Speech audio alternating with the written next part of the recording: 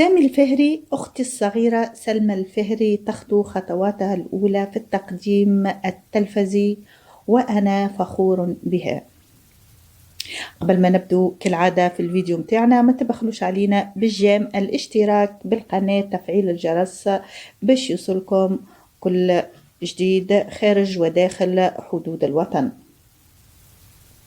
انتم عرفتوا عشنو باش نحكوا عن أخت سامي الفهري، حيث بثت قناة الحوار التونسي هذا السبت برنامج صحي جديد بعنوان استحفظوا على رواحكم، من تقديم سلمى الفهري شقيقة المخرج وصاحب القناة المعروفة سامي الفهري، في أول تجربة لها إعلامية.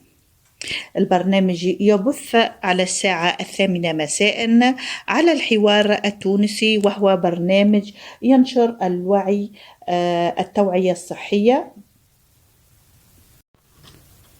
وتقديم معلومات مهمة يجهلها كثير من المشاهدين، والتعريف بالممارسات الصحية في الحياة العامة وقواعد التغذية السليمة وغير ذلك.